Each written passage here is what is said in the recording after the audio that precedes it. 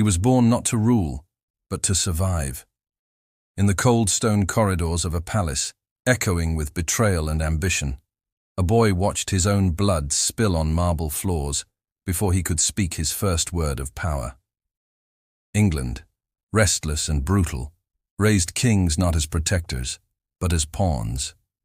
And this boy, whose name would one day strike both awe and terror, was never meant to make it past the whispers of courtly doom. But fate, merciless and precise, chose him. He ascended the throne not as a savior, but as a shadow with a crown. His early days were marked by desperate validation. He bathed in glory, not love. He commanded fear, not respect. His decisions, brash, divine in his mind, set in motion the slow unraveling of a kingdom drenched in blood and secrets. He changed the church. He beheaded loyalty. He married for power, divorced for pride, and killed for peace. Yet the world watched him, fascinated and horrified, as the throne beneath him slowly crumbled. In his smile was madness. In his justice, vengeance. Those who once bowed before him now wrote secret letters to remove him. But he, blinded by divine destiny, walked deeper into the fire. This is the beginning of how the most powerful king of England would one day die, not surrounded by honor, but haunted by ghosts he created. The king's name, Henry, and this is his reckoning. Henry VIII was no longer just a king. He had become a force, a monarch untouchable. A man whose word rewrote religion and whose temper redrew the map of loyalty. But power, like fire, devours what feeds it, and Henry, in all his grandeur, had begun to burn everything around him. The court turned into a battleground. Wives came and went, some crowned, some executed. Anne Boleyn's eyes, once full of dreams, would forever haunt the halls of the Tower. Catherine Howard's laughter would turn into screams echoing across the river. He loved them, then he destroyed them, and England watched in silence. Ministers who had built him were thrown to wolves on his command. Friends became traitors overnight. Even Thomas More, who once walked beside him like a brother, met the executioner's blade for daring to disagree.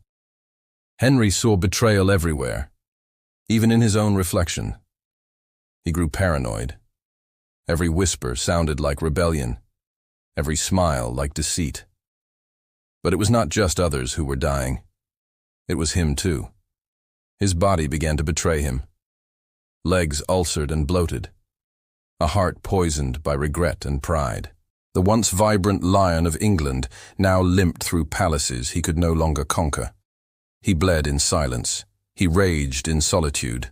His legacy, once envisioned in gold and faith, now lay tangled in corpses, divorces, and the bones of the innocent. Yet still he wore the crown. Still he ruled. But for how long? For in the shadows, England whispered again. This time, not in fear but in anticipation. The once mighty King Henry VIII no longer walked among his court as a lion. He now sat still for hours, buried under layers of velvet and gold that once announced his greatness, but now merely cloaked his decline. The throne that had once gleamed under the glory of conquest now felt cold beneath his weight. His legs, swollen and ulcerated, throbbed with pain that no physician could cure. He had conquered kingdoms, broken the church, and defied the Pope. But he could not command his body to obey him anymore. Every morning began not with proclamations of power, but with servants peeling back festering bandages from his wounded limbs. The air around him reeked of rot, not just of flesh, but of a legacy unraveling thread by thread. The halls of Whitehall Palace, once lively with music, whispers of courtly love, and declarations of war, now echoed with the shuffling of cautious feet and the hushed tones of those waiting for their king to die. No one spoke it aloud. They didn't dare, but they all felt it. The lion was dying, and they had already begun imagining the crown on another's head. Henry knew. He saw it in their eyes. He wasn't the feared ruler he once was. He was a symbol of something collapsing, a memory decaying in real time. And he was alone, terrifyingly alone. The women he had loved, or claimed to love, were gone. Catherine of Aragon banished, Anne Boleyn beheaded, Jane Seymour dead in childbirth, Anne of Cleves annulled, Catherine Howard beheaded. And his sixth, Catherine Parr, walked on eggshells, not love. Each marriage had been a calculation, each divorce a war, each execution a signature of his wrath. And yet, here he was, surrounded by portraits instead of people, by regrets instead of redemption. The faces on the walls stared back with quiet judgment, some smiling, some lifeless, some unfinished, just like the stories he never let complete. The guilt, though unspoken, was there. It hovered above him like a crown of lead. He had rewritten the laws of God for desire. He had slain those who raised questions. And now, the only voices he heard were those of the dead. Anne's final words before the sword. Catherine's tearful pleas. Thomas More's prayer before the axe. They spoke to him at night. They laughed when he closed his eyes. They screamed when he dreamed of peace. Henry, once the man who silenced others with a gesture, now found himself silenced by memory. He no longer ruled the kingdom. His memories did. His children, too, were no comfort. Mary, his eldest, was a bitter reflection of her mother's rejection. Elizabeth, the brilliant yet distant daughter of Anne Boleyn, reminded him of a love gone violently wrong. And Edward, his only male heir, was still too young, too delicate, a boy surrounded by men already plotting their next move. Henry had fought so hard for a son, had upended nations to secure a male legacy.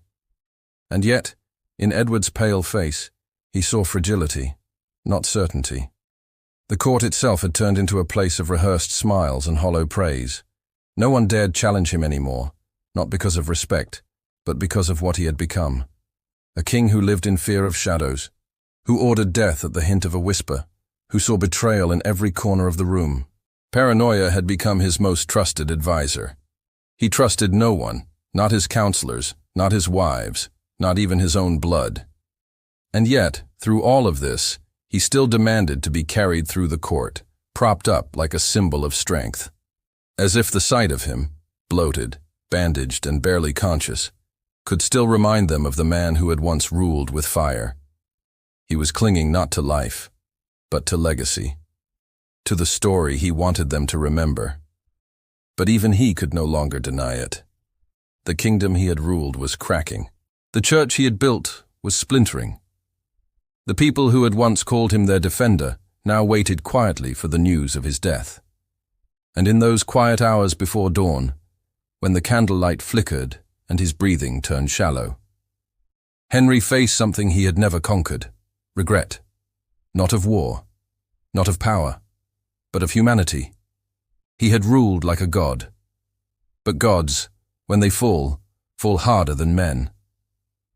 January winds whispered through the palace windows, as if England itself was holding its breath. The king was dying, not in battle, not in glory, but in a bed soaked with sweat, blood, and memories. Servants moved quietly, physicians watched helplessly, priests murmured prayers he barely heard. Henry VIII, once the storm that ruled seas and shattered sanctity, now lay still, surrounded by velvet and shadows. His breath ragged, his face pale and swollen, his eyes half closed, not from peace but exhaustion. The last hours of his reign were not met with cheers or tears, but with silence. No grand farewell, no final decree. Just a fading heartbeat in a room too large and too cold for one man's ego to keep warm.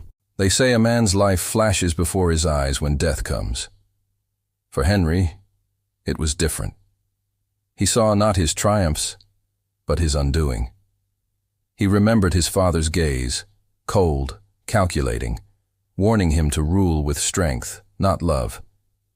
He saw the young boy he once was, hiding behind thrones, watching alliances crumble and heads roll.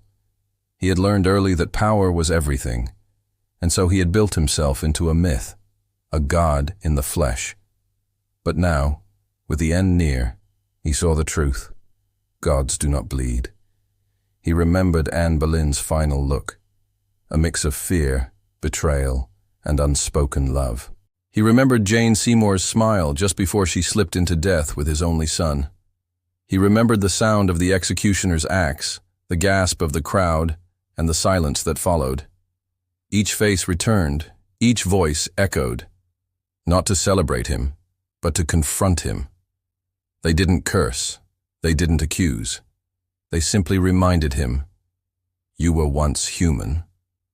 In the hallway beyond his chamber, noblemen and advisers stood quietly.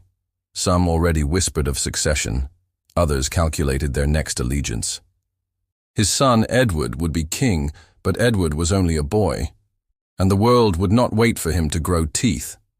The legacy Henry fought for, murdered for, betrayed God for, was fragile.